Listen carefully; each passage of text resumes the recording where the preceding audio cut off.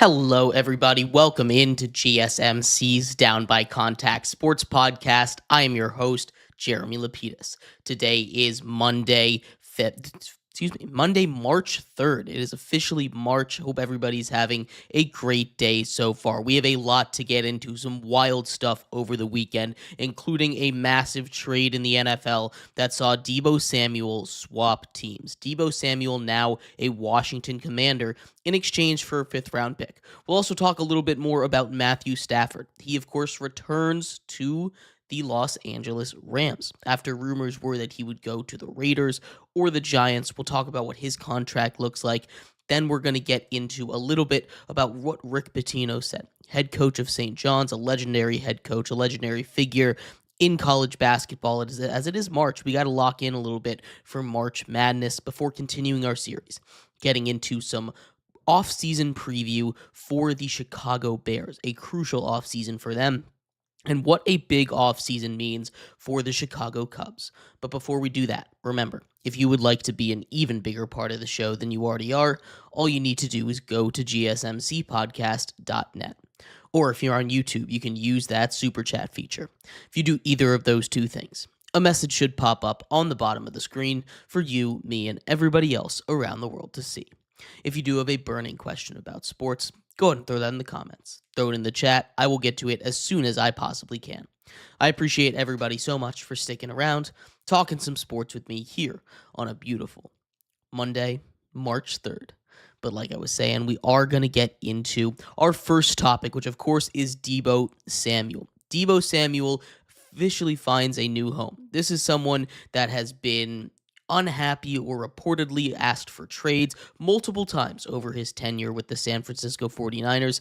He gets moved over to the Commanders for a first-round pick. And my initial reaction to this is that I love this move. This is a move that I love for the Commanders. I also like it for the 49ers a little bit, right? They don't have to pay the full $17.5 million that would have been owed to Deebo. They do take a little bit of dead cap money, but still, $17.5 million off the book is going to be pretty good for a team that actually has a lot of free agents they need to focus on and re-sign this season. They've also talked about moving off of some other guys to get a little bit younger. Potentially we see a Brandon Ayuk trade later. But getting to the Commanders side of things, I love this move for the Commanders. This is a move that I think this is a team and a system I think Deebo was built for. This is a system that I think Deebo Samuel was born to play in with Cliff Kingsbury.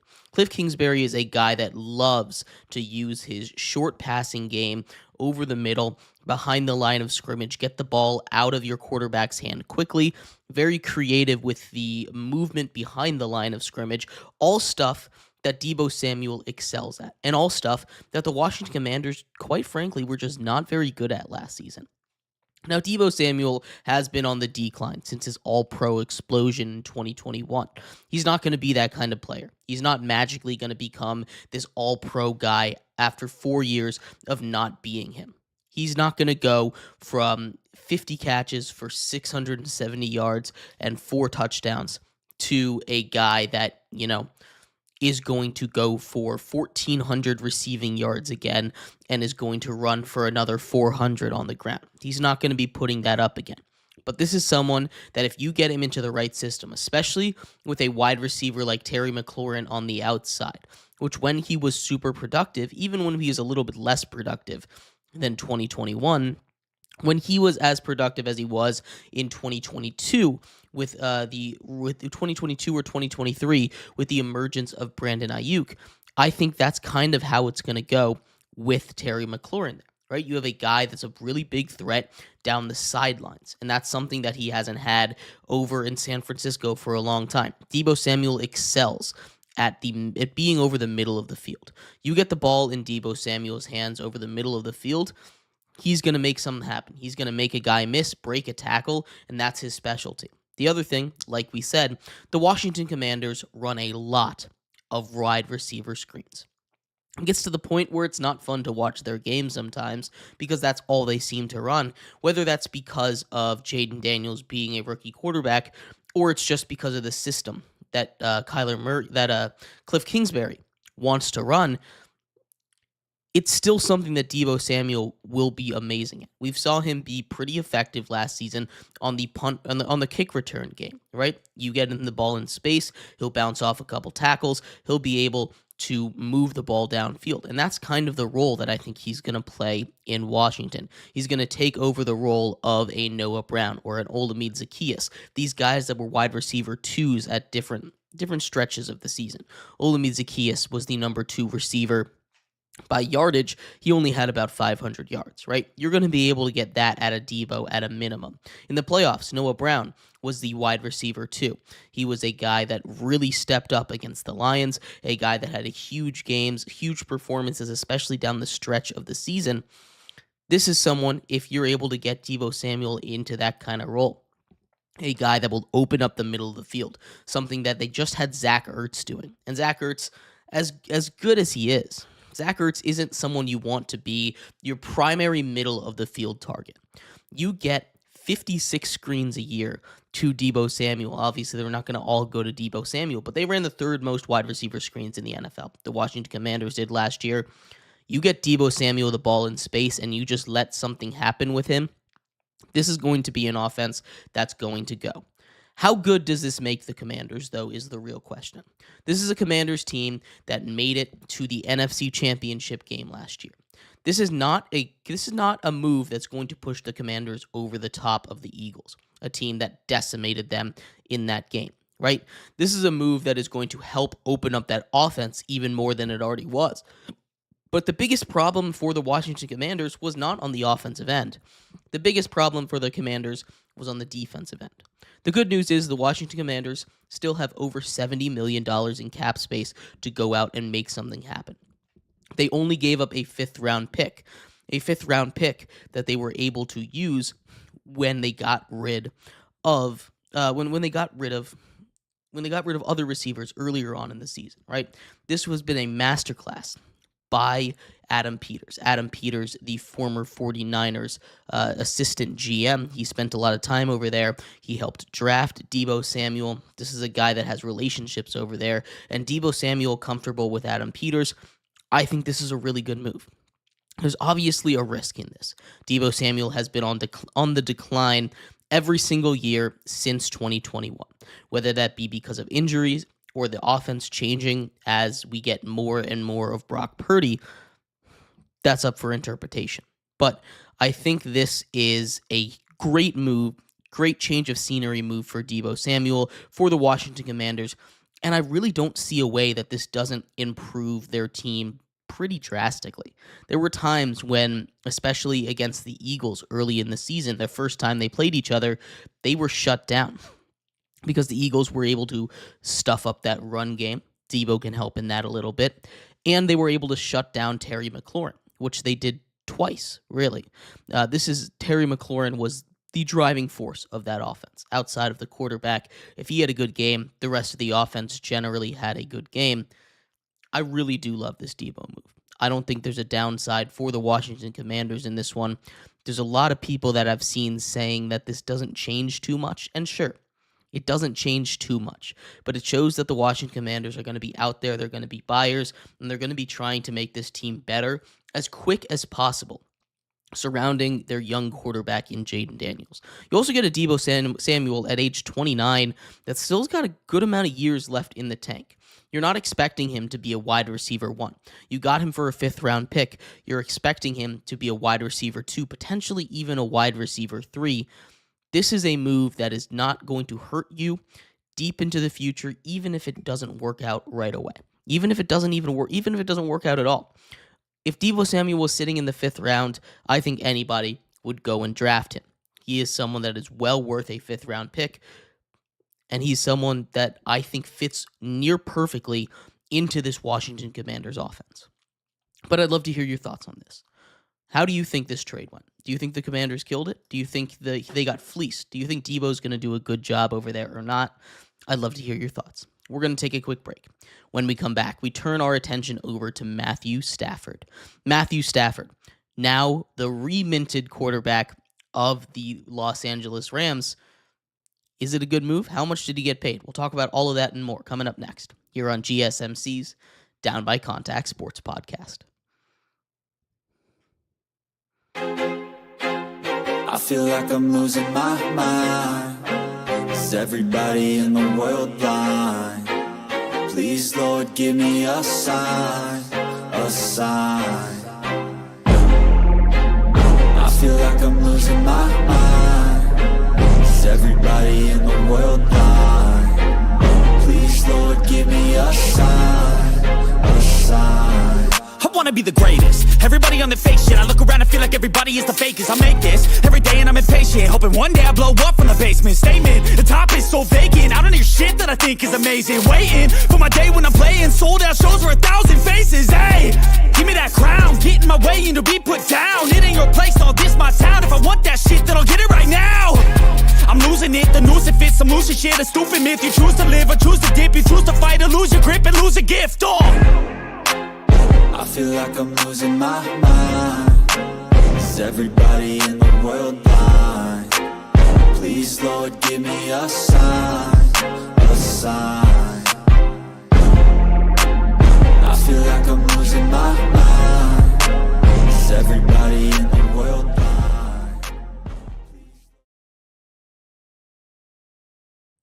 Welcome back to GSMC's Down by Contact Sports Podcast. I am your host, Jeremy Lapidus.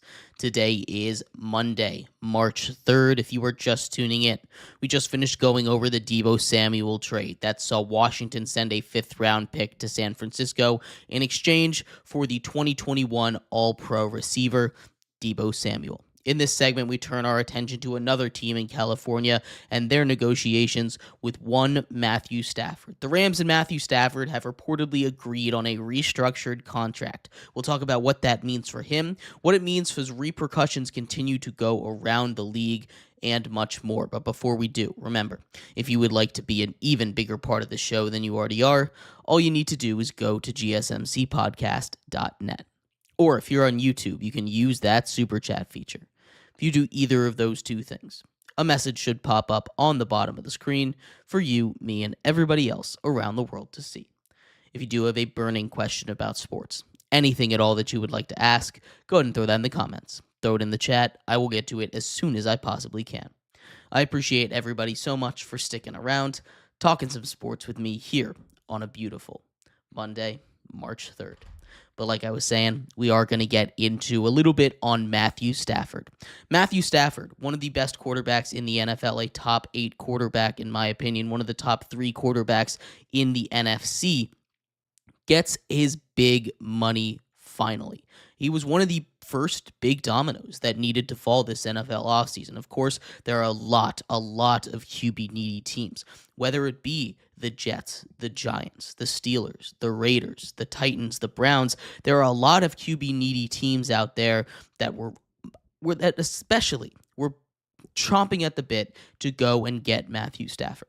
Matthew Stafford would have been and still was the best quarterback on the market, even at age 37, after nearly leading the Rams to upset the future Super Bowl champions in the Philadelphia Eagles. This is a team that pushed them to the brink, all the way down to a potential game-winning drive in the snow, got all the way down to about the 30-yard line, about 30 yards away from potentially sending it to overtime. Instead, Eagles go on to win their second NFL championship in the Super Bowl era, right? But Matthew Stafford was a part of lots of rumors. One of the biggest and most prevalent ones that we talked about on Friday, were with the Raiders and the Giants. But now he has decided to come back. He went and tested the market. The Rams gave him the ability to see what else he could get out there. And reports are he was being offered a lot. The Raiders and the Giants were both reportedly offering around $60 million a year. He turns around and takes what is considered to be a discount for the Rams. Now, it hasn't come out exactly how much the discount is, but it does say that he's taking significantly less than what he would have gotten if he had gone to the Raiders or the Giants. Now, those two were the teams that were really, really in on Matthew Stafford. Now, it doesn't seem like the Rams were ever truly interested in getting off of Matthew Stafford. They were just trying to figure out what it would take to keep him around. And what it would take is still it's still exact numbers are a mystery, but he gets quote unquote a big raise in 2025 and some more guarantees in 2026. Of course, it seemed like the Raiders were on track to get him after we saw a coincidental meeting between him and Tom Brady at a ski resort. The Giants had been rumored around him for a long time, but let's take a look at the fallout here, right? He decides to come back to the Rams. Now the Rams don't need that quarterback. They're no longer in that quarterback market. One of the big guys that was expecting to potentially replace Matthew Stafford was Aaron Rodgers. And for Aaron Rodgers, this Rams gig would have been by far the best one out there. Right now, Aaron Rodgers is not talked about in the highest regard. And I think there's a fair argument to say that he might be washed at this point. But Aaron Rodgers is also a quarterback that, when you look at the passing numbers, was near identical with the MVP winner, Josh Allen. He had 100 more yards, same amount of touchdowns, a couple more interceptions, right? Obviously, that's a little bit misleading because Josh Allen does so much else to help your team, especially on the ground with his huge frame, his huge body, his ability to make the plays that Aaron Rodgers just doesn't have the athleticism or the ability to do anymore, right? But Aaron Rodgers still is a quarterback that I believe can be a winning quarterback in the NFL. Aaron Rodgers, his best option out there was going to be the Rams. It doesn't seem like the Steelers' option is super real. It seems like they're pretty much set on Justin Fields or Russell Wilson, leaning more towards Justin Fields. But now where does he go? One of those teams that has turned their attention to them is the New York Giants. The New York Giants have been starved for a quarterback. They were all in on Matthew Stafford. Now they say, you know what? We want another bridge quarterback. That pick number 3, if they don't get their guy, or maybe they think that they want a guy to be there to let a guy like Shedeur Sanders, or if they trade up Cam Ward to sit behind for a little bit. I don't know if Aaron Rodgers is really that guy. I don't know if Aaron Rodgers is really the right guy to bring in and say, you know what, I want you to be a mentor. He didn't really do it for Jordan Love, although I think eventually they kind of figured it out. He definitely didn't do it for Zach Wilson, although I'm not sure how well Zach Wilson would have turned out with or without him. But the Giants are very interested in Aaron Rodgers. Aaron Rodgers, I don't know how interested he is in them. But if he doesn't go to the Giants, it seems like he's taking a backup gig, right? Again, a lot of people are pointing out the Minnesota Vikings to either start the season for a little bit ahead of J.J. McCarthy. J.J. McCarthy, who really loves Aaron Rodgers. He's got a little bit of that Aaron Rodgers energy-esque to him as well, and complete that Brett Favre arc that he is so close to completing right now. But that honestly might be option 2. Right? He's not going to get the starting gig in a lot of places. A lot of teams are just not going to be able to sit with what he does off the field at the level of play he's giving you. If he was a quiet quarterback, if he sat back and did nothing, like Russell Wilson, for instance, more teams would be interested. I guarantee you teams would be knocking at his door, lining up down the block to bring him in if he just wasn't as loud as he was. But that's what you're going to get. You got to take the good with the bad with Aaron Rodgers, and these teams understand that, right? So because of that, his suitor list is significantly dwindled from what you might expect a former 4-time MVP, Super Bowl champion quarterback who still is at least a league average quarterback to be getting, especially when there's so many quarterback needy teams and not so many quarterbacks in free agency or the draft this year. But Aaron Rodgers looks like the Giants are the number one customer right now, and if not, he might just have to take a backup role or a placeholder role while waiting for someone to get healthy, either in Minnesota or maybe a place like Tennessee or Cleveland.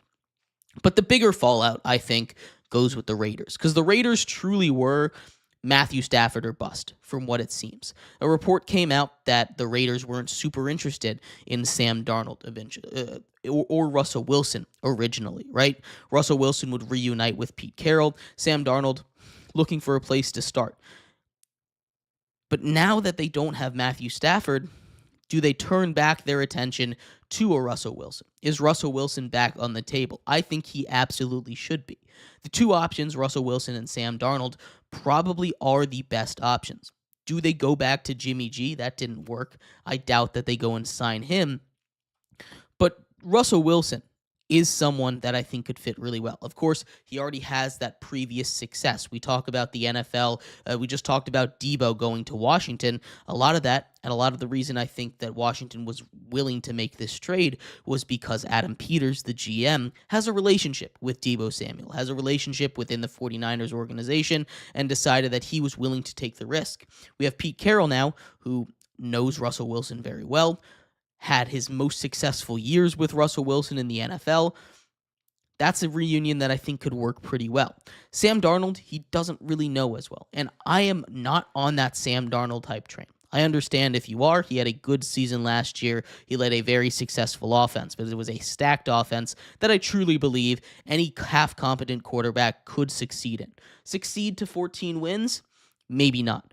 But make a playoff run with it? Yeah, that's a very good situation to be in, and I think J.J. McCarthy is going to get overrated because of that. But I digress. The fallout for the Raiders, it seems like they're leaning towards Russell Wilson. A reunion over there, but Sam Darnold is going to require more money, is going to be a little bit younger. I just don't think it makes a lot of sense for the Raiders to dump that much money into what would be a bridge quarterback for them, which kind of leaves Sam Darnold in the wins. Where does he go? Sam Darnold, I think, is going to be always the bridesmaid, never the bride in this offseason. He's someone that really tanked his stock with his last couple of performances, and recency bias is a real thing in the NFL. Recency bias is something that truly does hurt a lot of these guys that try and make a name for themselves, that are trying to get that big money contract. It either hurts or it helps them a lot, right? And for Sam Darnold, it's certainly hurting him. His last two times out on the field were definitely his worst two games of the seasons, and they were in the biggest moments. He cost himself a contract that could have been upwards of $50 million a year to now not even sure if he's going to crack that 45 mark, right? Sam Darnold, I think at this point, I don't think Minnesota wants him back. They've got the next guy waiting in the wings. I think he might end up on the Browns, which I don't think would be a good spot for him. The Browns looking for the next guy at number 2, especially if they move off of Myles Garrett. Myles Garrett, who they doubled down and said that they're not trading him, although Myles Garrett himself doubled down and said, I don't care if you make me the highest paid non-quarterback in the history of the NFL, which reportedly was the offer on the table. I don't want to play in Cleveland. So something's got to give at some point, and I think it's going to be the Browns that are going to have to give at this point because, I mean, he could hold out, right? The Browns need to get something. It's kind of a disaster if Myles Garrett holds out at that point, and I think he's got a little bit more leverage than the Browns do. Sam Darnold might just end up over there. But I'd love to hear your thoughts. What do you think of Matthew Stafford? Matthew Stafford returning to the Rams was the right decision for him. It was the right decision for the Rams, and I'm glad they came to it. I'm glad they figured out that money. They needed to figure that out. But I'd love to hear your thoughts. We're going to take a quick break. When we come back, we switch over to college basketball. It is March. So we are going to take a look at one of the bigger stories around college basketball right now, and that is St. John's. Also, Rick Pitino, the head coach of St. John's, has a really interesting recruiting strategy that I'm not sure if it's going to be good or bad for the future of college basketball. We're going to talk about that and much more coming up next here on GSMC's Down by Contact Sports Podcast. Looking for your daily fix of sports talk without having to pay for it? GSMC Sports Network is available on YouTube. Just search GSMC Sports Network. Get your fix of daily sports talk shows on YouTube, absolutely free. NFL, college football, NBA, MLB, MMA, UFC, fantasy football, and so much more. GSMC Sports Network has shows running all day long, with new sports shows starting every 2 hours. Just like on your favorite cable sports channel, except GSMC Sports Network is absolutely free. Just search GSMC Sports Network on YouTube to catch one of your new favorite shows, like the GSMC College Football Podcast, Chip Shot Football Podcast, Hoops and Heels Women's Sports Podcast, GSMC Basketball Podcast, and so many more. Check it out for yourself. GSMC Sports Network, now available on YouTube absolutely free. Search GSMC Sports Network on YouTube right now. Looking for your daily fix of sports talk without having to pay for it? GSMC Sports Network is available on YouTube. Just search GSMC Sports Network. Get your fix of daily sports talk shows on YouTube absolutely free. NFL, college football, NBA, MLB, MMA, UFC, fantasy football, and so much more. GSMC Sports Network has shows running all day long, with new sports shows starting every 2 hours. Just like on your favorite cable sports channel, except GSMC Sports Network is absolutely free. Just search GSMC Sports Network on YouTube to catch one of your new favorite shows, like the GSMC College Football Podcast, Chip Shot Football Podcast, Hoops and Heels Women's Sports Podcast, GSMC Basketball Podcast, and so many more. Check it out for yourself. GSMC Sports Network, now available on YouTube absolutely free. Search GSMC Sports Network on YouTube right now.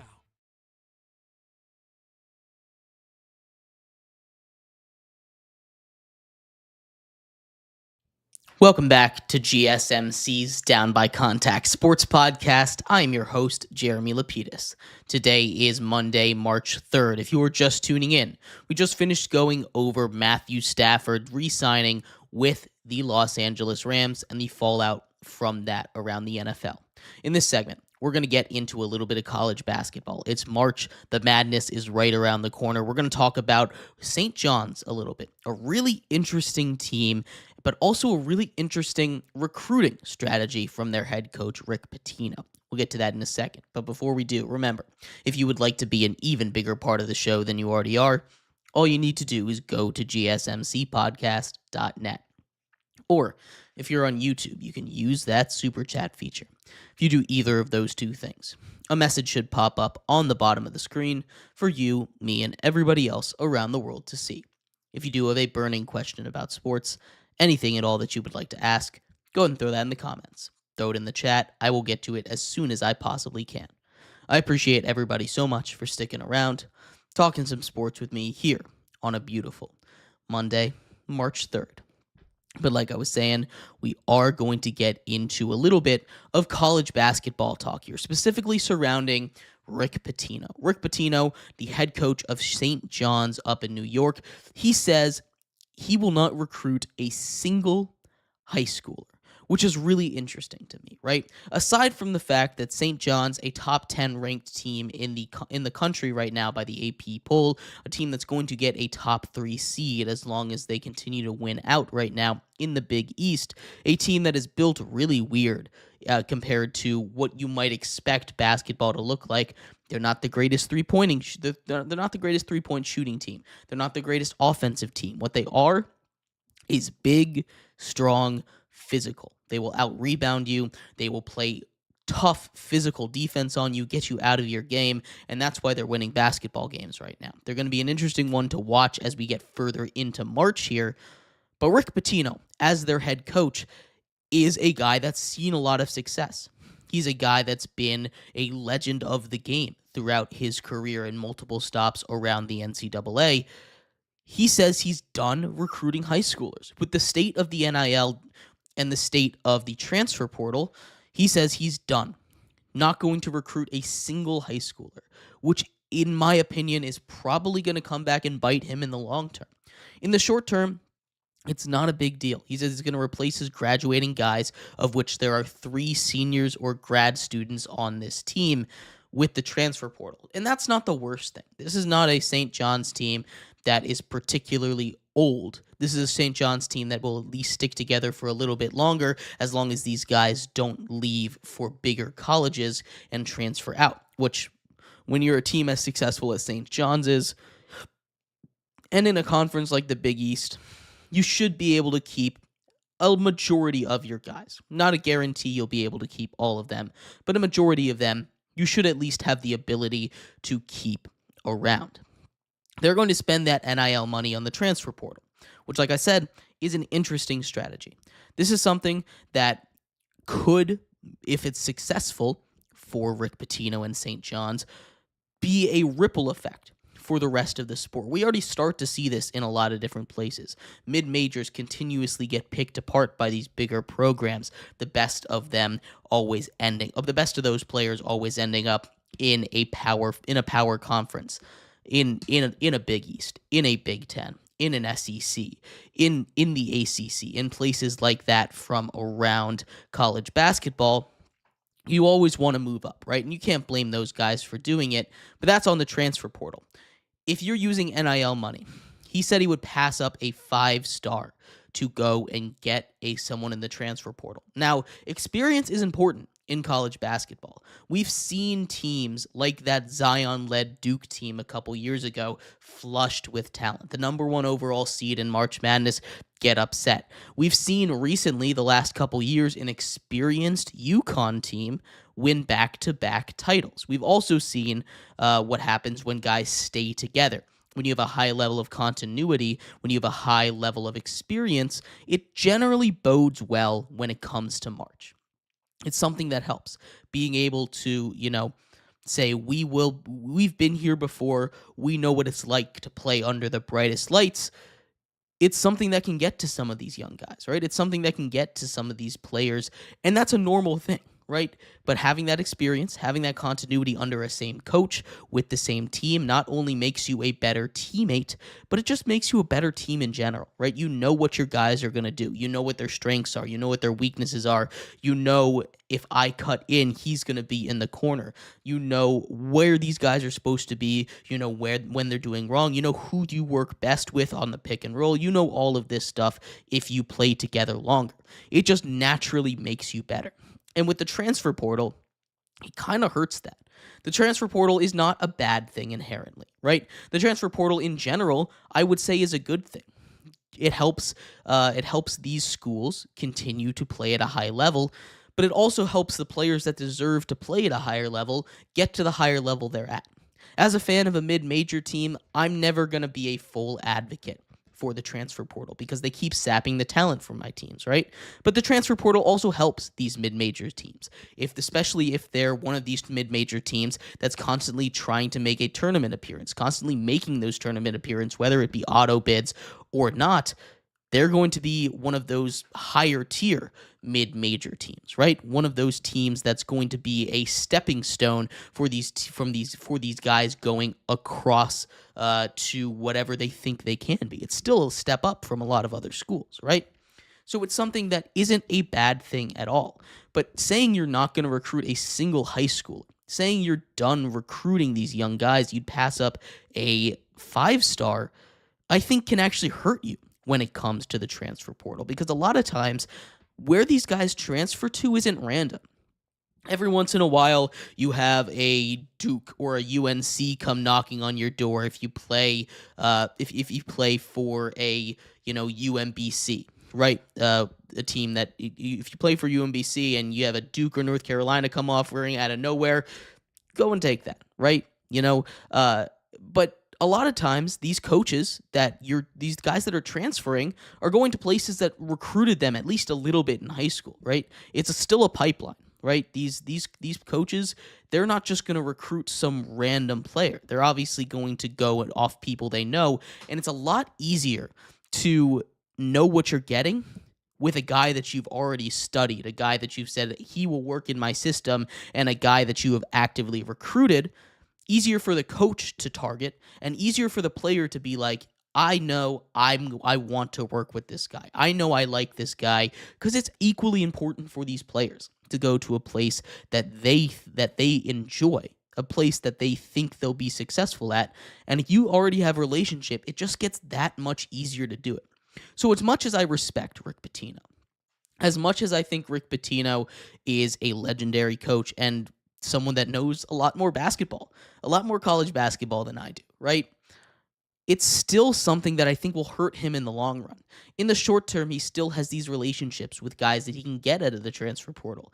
But if he goes the next 10 years without talking to a single high schooler, he's not only going to fall behind the 8 ball on finding these transfer guys, but he's going to fall very far behind with other coaches when they're competing in the transfer portal, regardless of how much money he throws at them. Unless it's a ridiculous amount of money, way more than other teams are paying, it just makes it that much harder for you to actually convince them to come play at St. John's, come play for Rick Pitino, and I think it's going to hurt him in the future.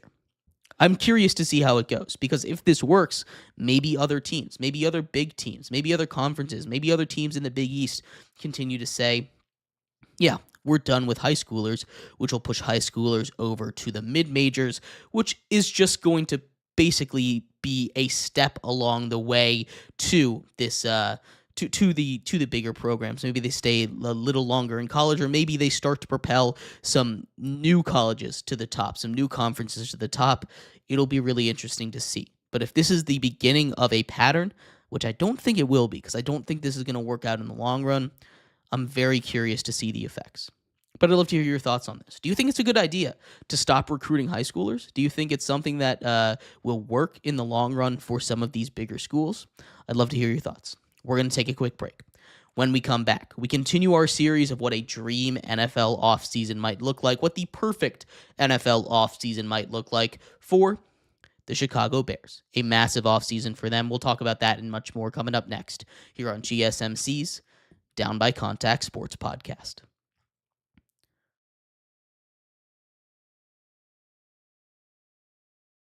For the best and latest podcasts available anywhere, go to the podcast app on your cell phone and type in GSMC to access free content-rich podcasts on health and wellness, book reviews, sports, entertainment, relationships, social media, movies, technology, finance, and even weird news. Subscribe and download the GSMC Podcast Network's family of shows, available everywhere podcasts are found.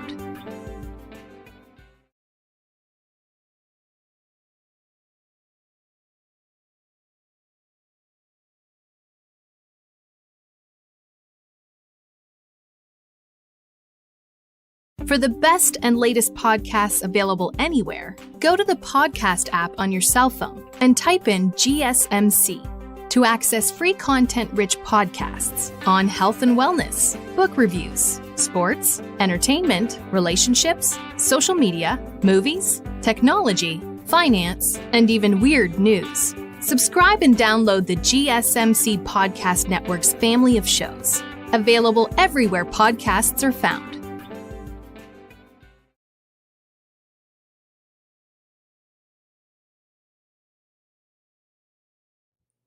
Welcome back to GSMC's Down by Contact Sports Podcast. I am your host, Jeremy Lapidus. Today is Monday, March 3rd, if you were just tuning in. We just finished going over some news from college basketball. St. John's head coach Rick Pitino says he will not recruit another high schooler ever again. A bold move from him. Not sure if that's going to work out. In this segment, we continue our series on the NFL perfect offseason, a dream offseason, if you will, turning our attention to the Chicago Bears. A must-be successful offseason for them. We'll talk about what they have to do to turn their season around coming up in just a second. But before we do, remember, if you would like to be an even bigger part of the show than you already are, all you need to do is go to gsmcpodcast.net. Or if you're on YouTube, you can use that super chat feature. If you do either of those two things, a message should pop up on the bottom of the screen for you, me, and everybody else around the world to see. If you do have a burning question about sports, anything at all that you would like to ask, go ahead and throw that in the comments. Throw it in the chat. I will get to it as soon as I possibly can. I appreciate everybody so much for sticking around, talking some sports with me here on a beautiful Monday, March 3rd. But like I was saying, we are going to get into what a perfect offseason might look like for the Chicago Bears. The Chicago Bears, of course, coming off of a very disappointing year, going 5-12, finishing last place in the NFC North, a team that could not buy a win near the end of the season, a team that finished going losing 11 out of their last 12 games. After starting 4-2, starting off so hot, everything seemed to turn down for them. They had maybe the most series of unfortunate events style season that you possibly could have seen. losing on a last-second Hail Mary, losing on a blocked field goal, right? Losing on a field goal losing in overtime after making an onside kick, which is incredibly rare in the NFL nowadays. These heartbreaking time clock management, miscues, everything that could go wrong, seemingly going wrong for this Chicago Bears squad at the very worst time. And with a rookie quarterback in Caleb Williams, where all the promise in the world was there, the worst offensive line in the NFL came and just shut everything down. He had no time in the pocket. He had the third most amount of sacks in a season in NFL history. He is someone that was shell-shocked all season long, but the good news is they get the prize jewel of the coaching search. They went out and they got Ben Johnson, someone that had been extra selective with where he was going to take his head coaching opportunities, turning down multiple teams last season. And on top of that, they have now $79 million in cap space, the fourth most in the NFL. Obviously, the big thing that they need to address is the offensive line. But with their pending free agent situation, it's not the worst, right? You have a couple of key pieces. Wide receiver Keenan Allen, who despite not having the greatest numbers, was really like a safety valve for Caleb Williams last season. He was the guy that got turned to and really had the biggest season for the wide receivers of the Chicago Bears. You've got a couple edge rushers and defensive players, DeMarcus Walker on the defensive line, Darrell Taylor and Jacob Martin on the edge, both guys with at least 3 sacks this season, are going to be gone. That was a stout Bears defense, though, so they should be fine in bringing them back or replacing them. But where the real issue with free agency comes is, again, that offensive line, right?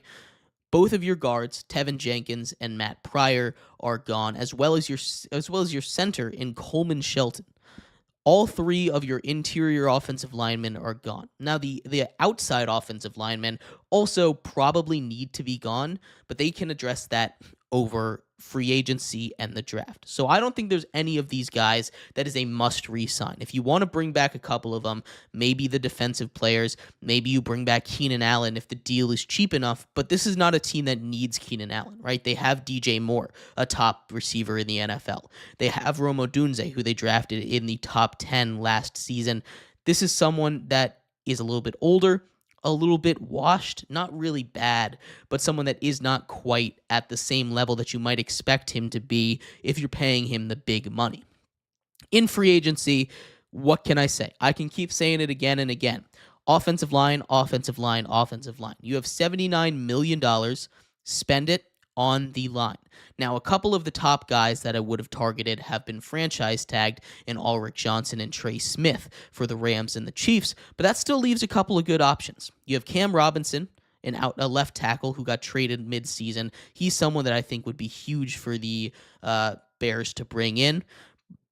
Brandon Scherf. These guys are a little bit older, but still pretty good. A guard. They desperately need a guard after losing all of their interior guys. And Ryan Kelly at center from the Indianapolis Colts. Bring in all 3 of them. Bring in more. Bring in every single star offensive lineman you possibly can. Outside of the offensive line, get a running back.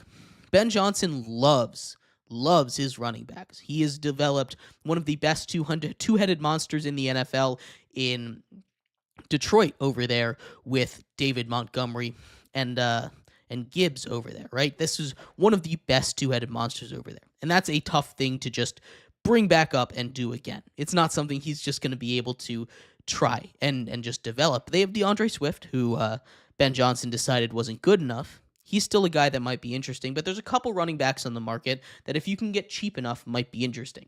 There's Najee Harris, although I don't know how much I love him in that role. Javonte Williams is a guy that I really do like. He's someone that, after getting injured in Denver his rookie season, never really quite was the same, but I think if you get him into the right system, especially if they start to build an offensive line, he's a big physical back that could do wonders for this team. And if you're looking for a receiving back, kind of like Gibbs was, get Ty Johnson out of Buffalo. One of the best receiving backs in the league. Ty Johnson had 12 yards a carry, basically, last season. He had pretty good production through the air as well, especially for a running back 3 over there in that system. Go and target one of those guys. Make him be that lightning and thunder duo that you like, either keeping DeAndre Swift and Roschon Johnson or moving off of one of them. I think these are guys that you might want to look at. There's been lots of mocks where the Bears go out and draft an Ashton Genty at number 8 overall. It just doesn't make a lot of sense to me. I think at this point you need to get an offensive lineman, the best one available. If Will Campbell is available out of LSU, you are hitting that button as soon as possible. In fact, he's someone that might even be worth trading up for. If not, Josh Simmons out of Ohio State is said to be is projected to be healthy for the start of the season. It's a little bit of a risk, but he's probably the second best offensive lineman in the draft. If you don't really want to take that risk, go for Kelvin Banks Jr. out of Texas. One of those 3 guys you need to take at number 8. This is a Bears defense that's pretty set. They've got good guys at the corners. They've got good guys up the middle, good guys on the pass rush. They can get better. They can get deeper, but the offensive line is issue number 1, 2, 3, 4, and 5 this season. They need to address that. They need to hit that, and they need to make sure that Caleb Williams can stay upright. Now, of course, it's not just the offensive line. Caleb Williams also needs to learn to throw the ball quicker. He needs to get the ball out faster. He can't be playing hero ball like he was at USC. He can't do all the twirly whirls that he did in college. He's just not that kind of athlete. He's an escape artist, but he gets into trouble sometimes when he tries to do everything just a little bit too much. He is someone that I still believe can be the best quarterback in what was an elite rookie class. And that's saying a lot. Jaden Daniels just took a team to the NFC Championship game. Do I think it's going to happen right away? I don't know. But getting Ben Johnson is a huge first step. Fixing that offensive line is step, again, 2, 3, 4, 5, 6, 7, 8, 9, and 10. Fix that offensive line. The rest of that team is good. If they're able to put together even a top half of the league offensive line, a 15th ranked offensive line in the NFL, this is a team that I think can make one of the bigger jumps in the NFL this year. They won 5 games last year. A lot of their losses were very close. If the ball bounces another way, if a ball gets tipped into the air or tipped down onto the ground, maybe they end up winning those games. Maybe if they manage the clock better, they end up winning those games. This was a feisty Chicago team, and I think this is the year that we finally see that breakout as long as they fix that offensive line. But I'd love to hear your thought. What do you think they're going to do this offseason? What do you think they're going to do at the draft? Do you think they'll be able to turn it around? I'd love to hear your thoughts. We're going to take a quick break. When we come back, we keep our attention in Chicago, but we go over to Wrigley. That's right, we're talking about the Chicago Cubs. Last season, they just barely missed the playoffs. Second in the NL Central. They were busy with trades, acquisitions this offseason. We'll talk about if that made them a better team and if it made them the favorite in a really, really tight NL Central. We'll be right back here on GSMC's Down by Contact Sports Podcast.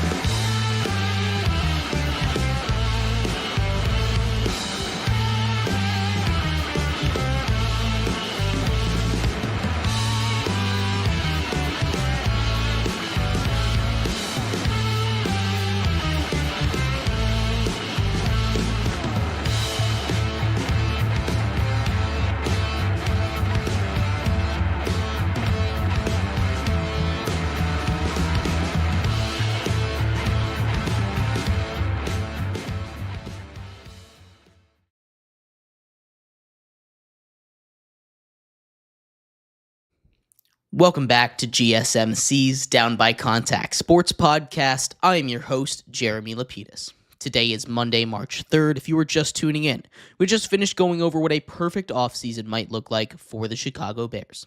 In this segment, we turn our attention crosstown, stay in Chicago, but change our sport over to baseball, talk about what the Chicago Cubs might look like this season. Coming off of a year where they were second in their division, finishing with 83 wins, we'll talk about what they did this offseason and if that made them a true playoff contender.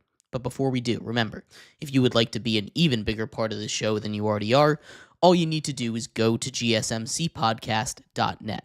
Or if you're on YouTube, you can use that super chat feature. If you do either of those two things, a message should pop up on the bottom of the screen for you, me, and everybody else around the world to see. If you do have a burning question about sports, anything at all that you would like to ask, go ahead and throw that in the comments. Throw it in the chat. I will get to it as soon as I possibly can. I appreciate everybody so much for sticking around, talking some sports with me here on a beautiful Monday, March 3rd. But like I was saying, we are going to get into a little bit about the Chicago Cubs. The Chicago Cubs were busy this offseason. They turned a lot into a lot, and I'm not sure how much it really made a difference. Let's talk about it. Of course, last season, they barely missed the playoffs. Tied for second place in the NL Central, going 83-79, 10 games back of the division champion, the Milwaukee Brewers. They were busy in free agency. They went out and got a couple guys that could be solid depth pieces on minor league deals, including outfielder Travis Jankowski, infielder Nicky Lopez, relief pitcher Trevor Richards, and a couple more, as well as guys that could eventually be solid depth pieces. Chris Flexen, who, despite going 3-15 with the White Sox in 30 starts, kept his ERA under 5 on the worst team in the history of baseball. The guys that they got on the minor league deals, minor league rosters, are going to pay huge dividends already. Infielder Justin Turner, third baseman, first baseman, wherever you want to put him, a one-year deal at 40 years old. He's not going to be your everyday guy, but he still has had really solid seasons with some solid power, even though he's a little bit older. As well as bringing in guys like John Birdie to be a utility bat, Colin Ray as a relief, as a depth piece in the starting rotation, who had a really solid season last year with the Brewers. 12-6, 4.29 ERA. Caleb Thielbar to go into the bullpen, a guy that's been a strikeout machine. Four seasons in a row of his K per 9 being over 10. Carson Kelly on a 2-year deal to be a backup catcher, and Matthew Boyd, 2 years, $29 million to be a middle-of-the-rotation starting pitcher. There were a lot of big money moves that they made that are going to pay huge dividends immediately for this team.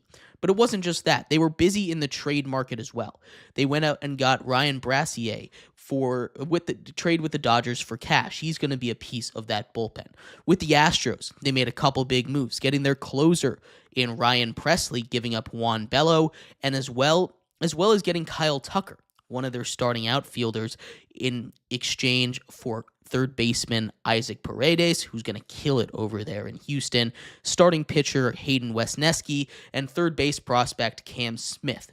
Wesneski, prospect as well. Smith already killing it in spring training over there, but still, this was a trade that they needed to push the envelope a little bit further in a division that they're so close to getting. But that wasn't it. They made a couple more big trades. They acquired starting pitcher Cody Petit in exchange for Cody Bellinger and cash heading over to the Yankees, as well as getting a relief pitcher Eli Morgan for outfielder Alfonso Rosario. These are a lot of big moves that they're making. These aren't just little splash in the pan trades they're making.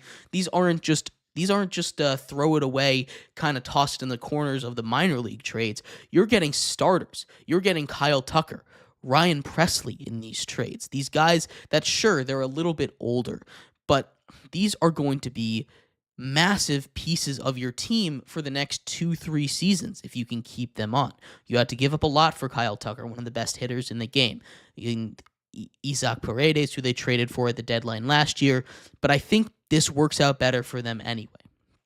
Being able to put Matt Shaw at third base, I think, is something that probably helps this team a little bit more, right? You have a solid you have a really solid amount of depth, especially in the minors if anything were to happen. But you take a look at this lineup, right? Ian Happ, who's been a really solid guy for them, leading off in left field. Kyle Tucker, newly acquired in a trade in right at hitting second. Seiya Suzuki at DH, who really turned it around last season. Michael Bush or Justin Turner playing first in that 4-hole. Dansby Swanson at shortstop hitting 5. Nico Horner at second.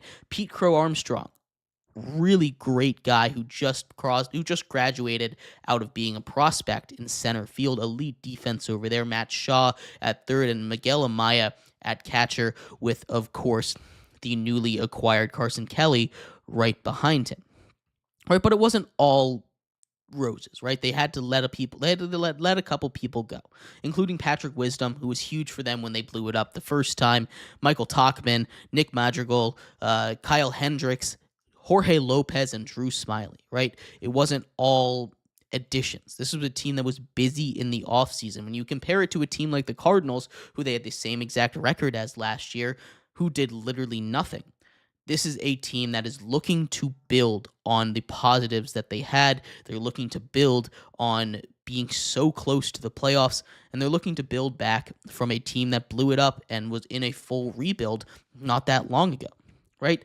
They made a big swing on Cody Bellinger. That didn't work. They trade him over to the Dodgers, and they get an upgrade over there, right? They're able to get Kyle Tucker. That's a huge win for them, and they honestly didn't have to give up as much as they probably would have if they traded for him in the middle of last season, right?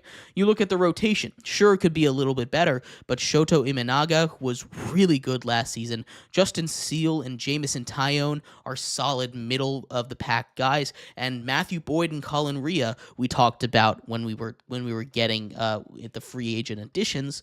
These two guys had pretty solid seasons last year. They got good money. They're great back-end rotation guys. In the bullpen, Ryan Presley, they trade for him. He's going to be their closer. That goes along with Porter Hodge, Ryan Brassier, who they traded for Tyson Miller, Nate Pearson, Caleb Thielbar, Julian Merriweather, and Keegan Thompson, right? This is not a team that I think is anywhere close to being a World Series contender. But when you talk about competing for the NL Central, you're talking about competing with the Brewers, who in my opinion got worse.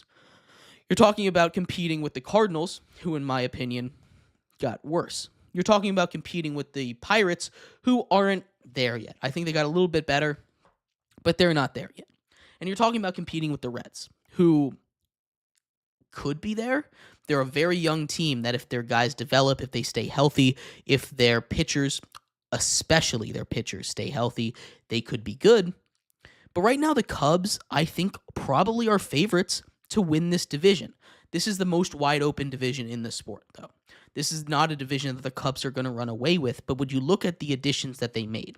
When you look at what they were doing all offseason, being aggressive in the trade market, trying to fix their issues that they had, trying to patch their holes with some solid one-year deals, some solid low-risk, high-return guys like a Justin Turner, like a Colin Rea. These guys, I think, were great additions to this team. I love what the Cubs did this offseason. They were busy. They moved off of some bad contracts, moved off of the guys that weren't going to stay with them in the long term, and they built a really solid roster. The over-under for this team reflects that. Near the top of the league at 85.5 games.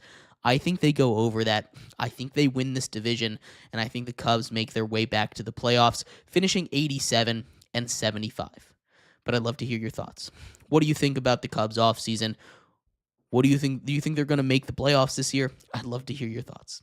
And thank you, everybody, so much for tuning in to today's episode of GSMC's Down by Contact Sports Podcast. We'll be back tomorrow, same time, same place, going over everything from around the world of sports. I will see you then. You guys have a good one. Bye-bye.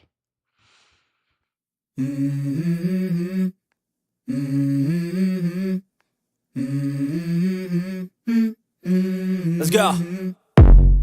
I wake up to a little bit of drool on my pillow, feel like it's gonna be a bad day. Yeah, I'm tired of shit, and the coffee ain't hit yet, damn.